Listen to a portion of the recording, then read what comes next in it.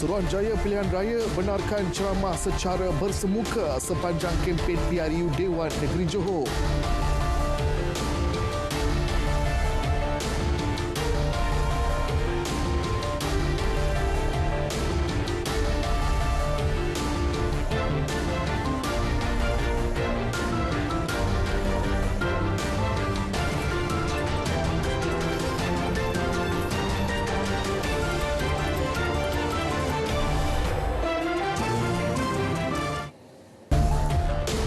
Selamat malam dan salam sejahtera. Anda bersama saya Mohan Cinasami, Berita Tengah Malam. Perdana Menteri Datuk Seri Ismail Sabri Yaakob mencadangkan semua koperasi di seluruh negara mewujudkan sistem jaringan kerjasama bagi membantu menstabilkan dan mengurangkan harga barangan. Dengan kekuatan keahlian seramai 7 juta, memberikan hampir 14,000 koperasi berdaftar di seluruh negara, koperasi boleh memainkan peranan penting untuk mengawal harga barangan sekaligus memberi manfaat kepada rakyat. Kalau pemborong ini membeli secara pukal, secara bulk purchase, secara pukal, tentu saja harga pembelian itu lebih murah. Saya juga beritahu Tuan Sri Noh, kalau mereka mahu menjadi pengimport ayam sebagai contoh, kita benarkan, kita beri AP kepada pemborong koperasi tadi, dan mereka boleh supply kepada kedai-kedai di bawah mereka. Selain koperasi, kerjasama juga boleh melibatkan kedai di bawah kendalian Fama dan Felda. Beliau berkata demikian sewaktu berucap merasmikan program usahawan dan koperasi keluarga Malaysia, anjuran Kementerian Pembangunan Usahawan dan Koperasi di Iskandar Puteri, Johor. Sementara itu, pada sidang medianya, Perdana Menteri ditanya mengenai kenyataan Pengerusi Majlis Pemulihan Negara MPN Tan Sri Muhyiddin Yassin semalam mengenai kepentingan pembukaan sempadan pada 1 Mac ini. Menurut beliau, tempoh 2 hingga 3 minggu diberikan kepada Kementerian Kesihatan bagi mencadangkan SOP pembukaan semula sempadan negara untuk dibentangkan ke Kabinet. Cadangan itu penting sebelum kerajaan membuat keputusan buka sempadan atau sebaliknya. Jangan lupa, ramai lagi yang masih mengatakan bahawa kerajaan perlu membuat intervensi dalam perkara ini, terutamanya melibatkan SOP dan sebagainya, masih perlu diperketat kerana takut jangkitan. Itu di dalam negara kita yang memang kita kontrol. Tapi yang datang daripada luar, yang datang daripada negara luar, yang kita tak tahu bagaimana kawalan di negara mereka sendiri. Jadi ini juga membimbangkan setengah masyarakat kita. Pada 8 Februari lepas, Tan Sri Muhyiddin mengumumkan keputusan MPN yang bersetuju dengan cadangan Malaysia membuka sepenuhnya sempadan negara tanpa keperluan kuarantin wajib seawal 1 Mac depan. Penganjuran ceramah ziarah ke rumah secara bersemuka dibenarkan sepanjang kempen Pilihan Raya Umum PRU Dewan Negeri Johor. Demikian antara senarai prosedur operasi standard SOP yang dikeluarkan Suruhanjaya Pilihan Raya SPR hari ini. Bagaimanapun, penganjuran ceramah hanya dibenarkan di pejabat dan bilik gerakan rasmi parti dengan jumlah kehadiran tidak melebihi 100 orang. Pihak penganjur juga perlu mendapatkan permit polis dan tempoh setiap sesi ceramah dibenarkan selama 2 jam dan tidak melebihi jam 10 malam. Menurut SPR lagi, aktiviti ceramah di premis terbuka atau tempat umum tidak dibenarkan. Sementara itu, kempen ziarah ke rumah pula tidak melebihi 5 orang dan tidak dibenarkan masuk ke rumah. Calon juga dibenarkan berkempen melalui kenderaan yang dipasang alat pembesar suara pada waktu ditetapkan dalam permit seperti dikeluarkan pihak polis. Manakala di hari mengundi, pengundi wajib memakai pelitup muka berganda. Dalam pada itu, pengusaha kedai makan diberi amaran jangan mengenakan harga melampau sepanjang tempoh PRU berlangsung. Timbalan Menteri Perdagangan Dalam Negeri dan Hal Ehwal Pengguna Dato' Rasul Wahid berkata mereka yang ingkar bakal berdepan tindakan tegas. Sama ada pilihan raya ke tak pilihan raya ke, tugas kita sama saja. Jika berlaku pencatutan, kita ambil tindakan. Sama ada pilihan raya, memang kadang-kadang ada orang ni Mana-mana tempat pun bila berlaku orang ramai ni, kadang ada sebahagian yang tidak ambil kesempatan yang tidak bertanggungjawab. Tapi kita harap peniaga dan juga pengusaha di PRN Johor supaya tidak menekan dan tidak mengambil kesempatan dengan adanya PRN ini. Kerana sekarang ini kita berada dalam keadaan semua rakyat susah. Baik, calon SPM 2021 yang disahkan positif COVID-19 atau dalam tempoh kuarantin tidak perlu menduduki peperiksaan pada tarikh ia diadakan. Mereka diberi tarikh baharu yang akan dimaklumkan kelak. Sebenarnya dalam pelaksanaan SPM untuk kohort 2020, kita dah ada SOP lengkap, ya. Kalau calon itu positif kena dikuarantinkan, maka mereka ini tidak perlu menduduki peperiksaan, tetapi mereka akan menduduki peperiksaan dalam tarikh atau pada tarikh yang akan ditetapkan kemudian. Ya, untuk anak-anak di luar sana sekiranya nauzubillah jika positif, maka mereka tidak perlu menduduki peperiksaan pada hari tersebut, waktu di kuarantin tak duduk peperiksaan, tapi akan ada second sitting untuk SPM bagi membolehkan calon-calon ini dapat menduduki peperiksaan. Calon yang menjadi kontak rapat pula sekiranya perlu menjalani kuarantin juga tidak perlu hadir ke tempat peperiksaan. Calon bagaimanapun perlu kemukakan pengesahan daripada Kementerian Kesihatan. Beliau berkata demikian selepas melancarkan Yayasan Didik Negara di Putrajaya.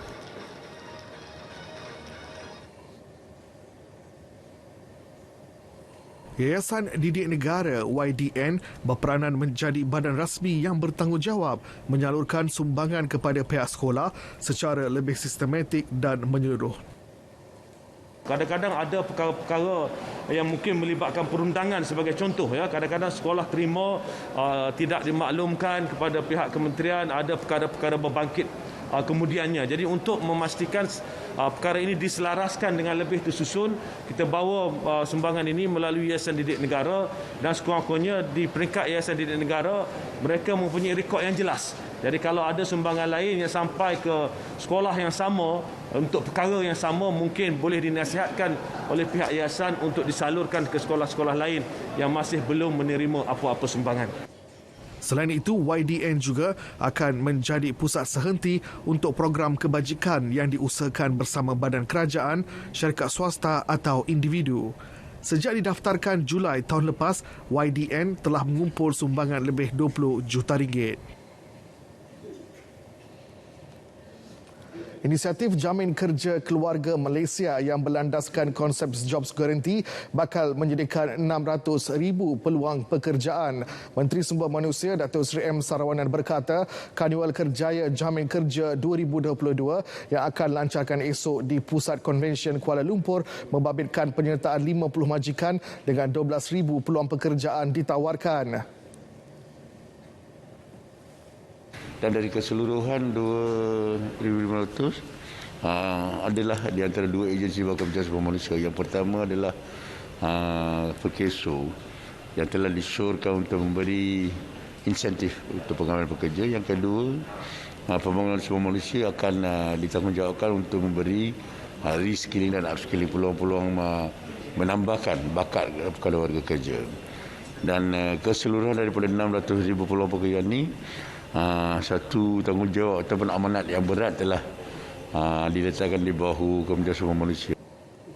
Beliau optimis sasaran 300,000 peluang pekerjaan dapat dilaksanakan pada tahun ini. Inisiatif Jamin Kerja merupakan kerjasama antara Kementerian Kewangan dan Kementerian Sumber Manusia serta Agensi Pertubuhan Keselamatan Sosial Perkeso dan Pembangunan Sumber Manusia Berhad HRD Corp. Rakyat tidak perlu bimbang mengenai kesan sampingan selepas menerima suntikan vaksin. Ini kerana pengambilan vaksin dan dos penggalak beri lebih banyak manfaat dan kebaikan. Pemantauan pihak berkuasa Kawal Selia Farmaseutical Kebangsaan NPRA terhadap pemberian 57 juta dos vaksin negara ini mendapati kesan sampingan ringan berlaku hanya pada kadar 17 bagi setiap 1,000 orang. Kesan sampingan ataupun apa yang disebut sebagai adverse event following immunization ataupun ringkasnya IV kebanyakannya ringan dalam bentuk sakit di tempat cucuk, sakit pada otot dan demam dan seumpamanya.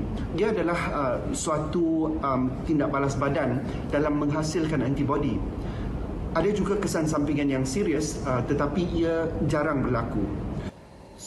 Kesan sampingan yang serius juga berlaku dalam kadar yang rendah, iaitu 1.4 orang dari 1 juta orang. Semua kesan sampingan dianalisis berdasarkan laporan menerusi aplikasi MySejahtera dan dari hospital-hospital di seluruh negara. Polemik berkaitan Digital Nasional Berhad DNB dan sistem rangkaian borong tunggal akan diselesaikan segera bagi memastikan gerak kerja pelaksanaan perkhidmatan 5G negara berjalan lancar. Untuk itu, Kementerian Komunikasi dan Multimedia dan Kementerian Kewangan akan membentangkan memorandum Jemaah Menteri awal bulan depan. Dan juga sekarang ini tentang kedudukan DNB dan status Single Wholesale Network yang menjadi debate dan polemik akan perlu diselesaikan segera pada awal bulan Mac, kerana pada awal bulan Mac Kementerian dan Kementerian Kewangan akan membentangkan satu kertas Jemaah Menteri pada minggu pertama bulan Mac untuk menyelesaikan once and for all isu-isu yang berkaitan dengan polemik Single Wholesale Network atau Dual Wholesale Network System, kerana dia kalau dibiarkan berlarutan dia akan menjejaskan program rollout 5G, dan rollout 5G adalah key factor kepada program blueprint pelaksanaan blueprint My Digital ataupun Malaysia Digital. Tan Sri Anwar menghadiri Majlis Apresiasi Sukarelawan Operasi Bantu hingga selesai OBAHIS di Putrajaya.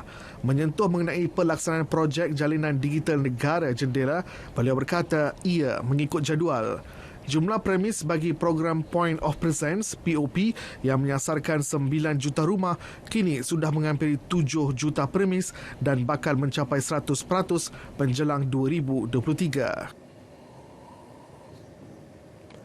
Kementerian Sumber Manusia memandang serius kesalahan yang dilakukan majikan khususnya yang melibatkan kebajikan pekerja. Ini termasuk gagal mematuhi Akta Standard Minimum Perumahan, Penginapan dan Kemudahan Pekerja 1990 Akta 446.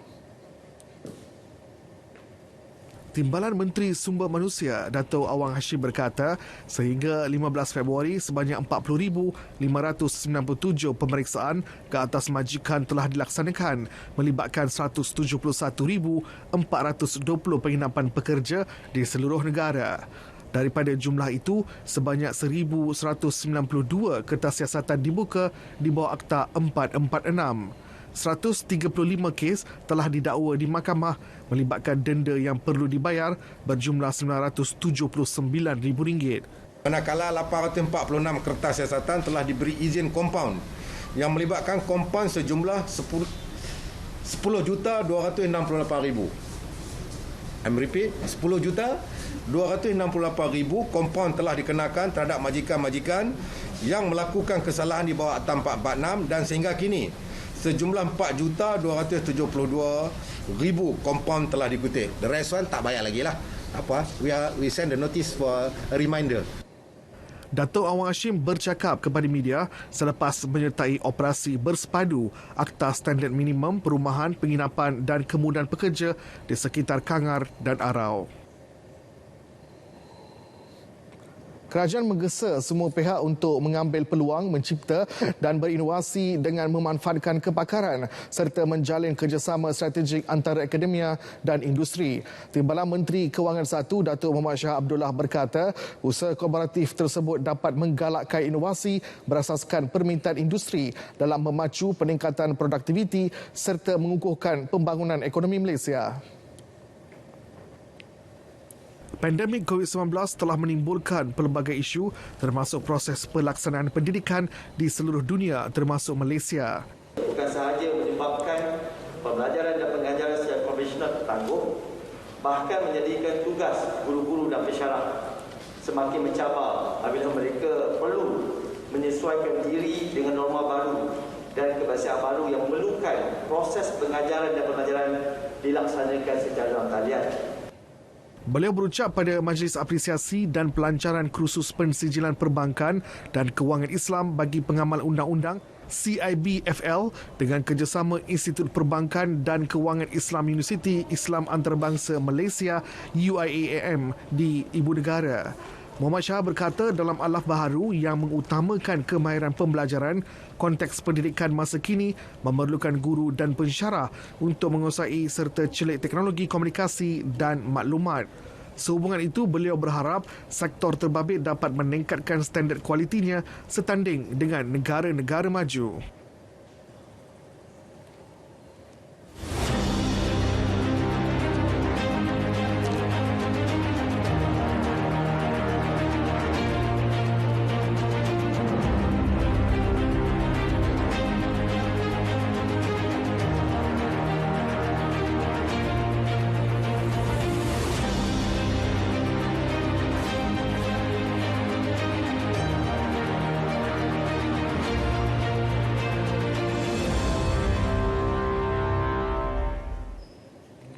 Baik, bertemu kembali. Seorang lelaki warga Iraq dihadapkan ke Mahkamah Majisteri Ampang atas pertuduhan membunuh wanita warga Somalia minggu lalu. Bagaimanapun, tiada pengakuan direkodkan daripada tertuduh Ali Ahmed Abdullah Al-Magajazi selepas pertuduhan dibacakan terhadap di hadapan Majisteri Nur Maizan Rahim. Pengakuan tidak direkodkan berikutan kes bunuh di bawah bidang kuasa Mahkamah Tinggi. Mengikut pertuduhan, Ali Ahmed yang merupakan pembantu restoran didapati membunuh Dahabu Omar Ali 13 Februari lalu pukul 11.46 pagi di hadapan sebuah premis di Jalan Memanda 1, Taman Datuk Ahmad Razali, Ampang. Pertuduhan dikemukakan mengikut Seksyen 302 Kanun Keseksaan yang memperuntukkan hukuman gantung sampai mati jika sabit kesalahan. Pendakwaan dikendalikan Timbalan Pendakwa Raya Nurul Amira Sam Kamarudin manakala tertuduh tidak diwakili peguam bela. Mahkamah menetapkan 9 Mei depan bagi sebutan semula kes.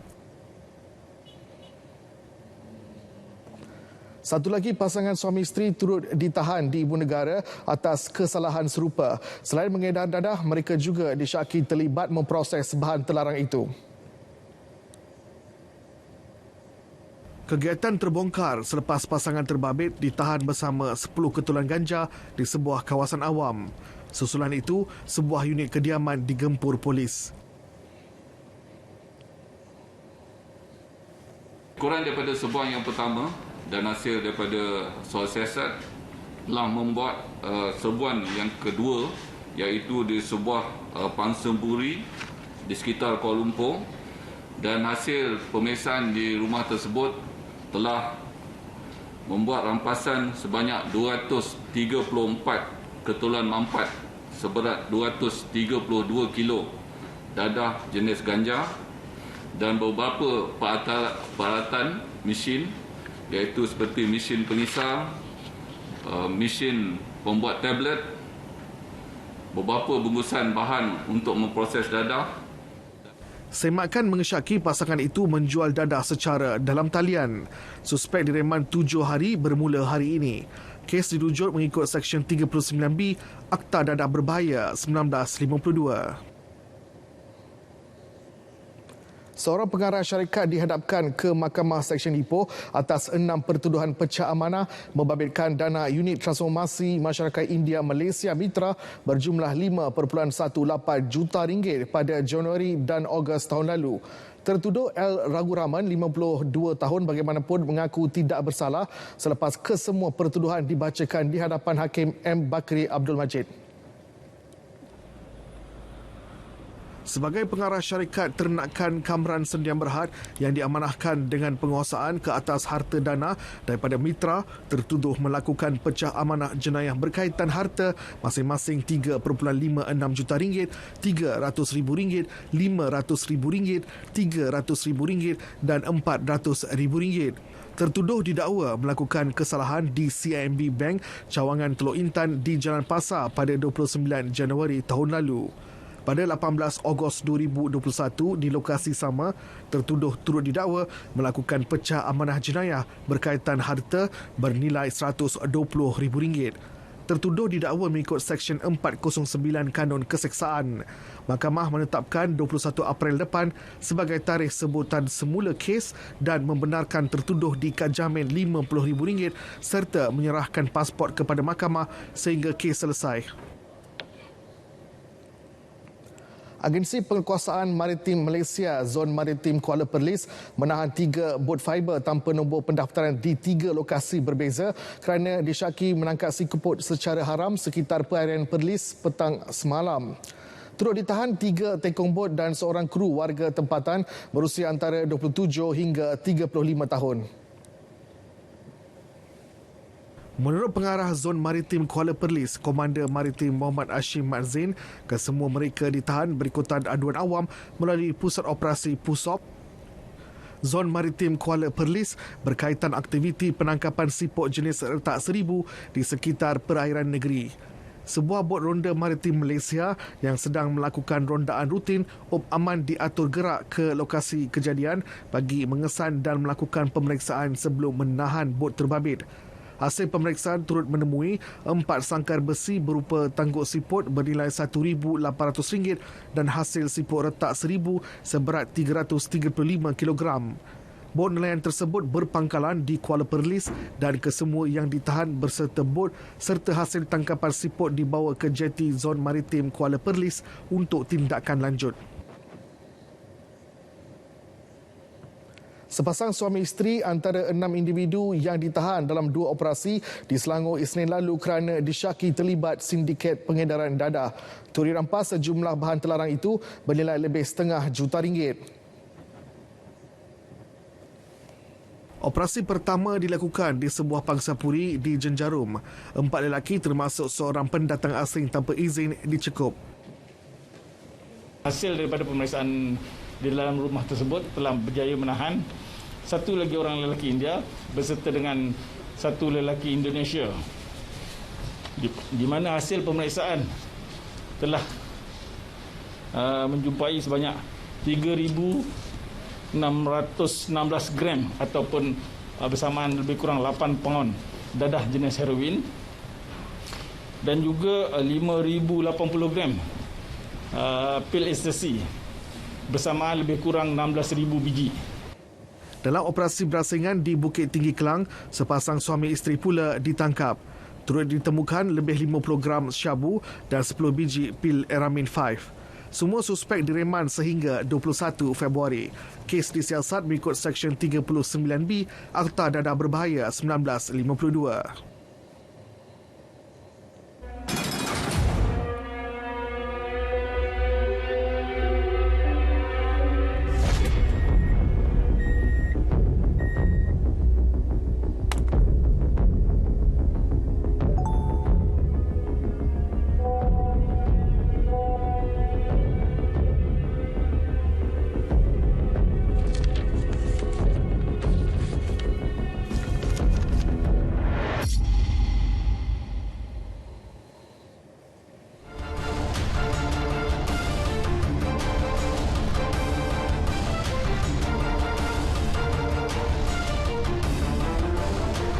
Kita ke perkembangan sukan.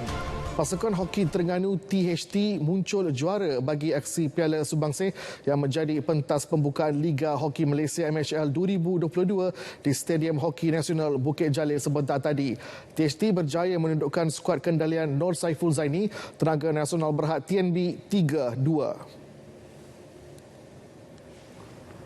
Aksi sengit menyaksikan pasukan THT yang merupakan pasukan pilihan berjaya menguasai perlawanan dan menjaringkan gol pertama seawal minit ke-7 menerusi pemain Faizal Sahari. Saling berbalas serangan, kedua-dua pasukan gagal untuk membuat sebarang jaringan di suku kedua. Namun pada minit ke-35, Faizal sekali lagi berjaya mencetak jaringan untuk gol kedua THT. THT berjaya mengekalkan momentum apabila Muhammad Arif Syafi'i Ishak menambah jaringan ketiga pada minit ke-40. Benteng pertahanan THT akhirnya dibolosi TNB pada minit ke-45 menerusi Muhammad Najib Abu Hassan sebelum rakan sepasukan Faiz Helmi Jali menjaringkan gol kedua buat TNB di suku keempat minit ke-52. Perlawanan sengit itu nyata berpihak kepada THT yang dilihat mempunyai bahagian penyudah yang lebih tajam sekaligus memusnahkan misi TNB untuk merangkul kejuaraan pertama mereka. TNB Liga Hoki Malaysia MHL Premier 2022. Dalam aksi pembukaan tirai hari ini, UiTM HA mencatatkan kemenangan pertama menewaskan TNB Thunderbolts 4-2 di Stadium Hoki Nasional Bukit Jalil. Gol awal dijaringkan Muhammad Izzat Hakimi Jamaluddin pada minit ke-24 sebelum Thunderbolts berjaya menyamakan kedudukan melalui Muhammad Syawal Abdul Razak pada minit ke-31. Selang 8 minit kemudian, Thunderbolts sekali lagi berjaya membolosi pertahanan UiTM menerusi Muhammad Zafri Afiq Nur Azlan dengan jaringan kedua. Suku keempat menyaksikan kebangkitan UiTM apabila Nur Azrul Abdul Rahman berjaya menambah satu jaringan pada minit ke-39. Pada minit ke-51, UiTM berjaya menjaringkan 2 gol menerusi Daniel Ashraf Abdul Ghani dan Farizul Afiq Muhammad. Dalam aksi kedua di Stadium Hoki Nasional Bukit Jalil petang tadi, Maybank cemerlang apabila berjaya membenam cabaran Nurul Safi Sporting 8-0. Babak pertama menyaksikan perlawanan bermula agak perlahan, namun Maybank mula menunjukkan taring pada suku kedua dengan jaringan dari Mior Muhammad Azwan Hassan pada minit ke-16. Beberapa minit sebelum tamat separuh masa pertama, Afifi Hafiz Hanafi pula berjaya mencatat gol kedua buat Maybank. Tampak yakin Mior sekali lagi menjadi hero apabila menjaringkan gol ketiga pada minit ke-33, 3 minit sebelum Muhammad Haziq Samsul mencetak jaringan keempat. Nurul Safi seakan tunduk kepada Maybank apabila terus dibelasah dengan 2 tambahan jaringan menerusi Muhammad Najmi Farizal Jazlan pada minit ke-39, Muhammad Kamaruzzaman Kamarudin minit ke-41. Suku terakhir menyaksikan Muhammad Najmi menjadi penjaring terbanyak apabila berjaya menggandakan jaringan pada minit ke-48 dan 58 sekaligus mengesahkan kemenangan buat Maybank. Baik, jaringan. Saya menyeru agar rakyat negara ini terus membudayakan data dan maklumat dalam pengurusan kehidupan agar negara dapat membentuk tamadun bangsa yang berfikiran kritis dan analitik berpaksikan data. Statistik dan data ini amat berkait rapat dengan pola berfikir dan seterusnya diolah kepada keputusan dan keberhasilan. Natijahnya, negara bakal melahirkan rakyat yang berminda kelas pertama selaras dengan aspirasi keluarga Malaysia ke arah mencapai negara maju pada tahun 2030. Baik, berita tengah malam berakhir di sini. Layari portal Berita RTM di berita.rtm.gov.my untuk perkembangan berita terkini dan sahih. Saya Mohan Chinasami, selamat beristirahat dan salam hormat.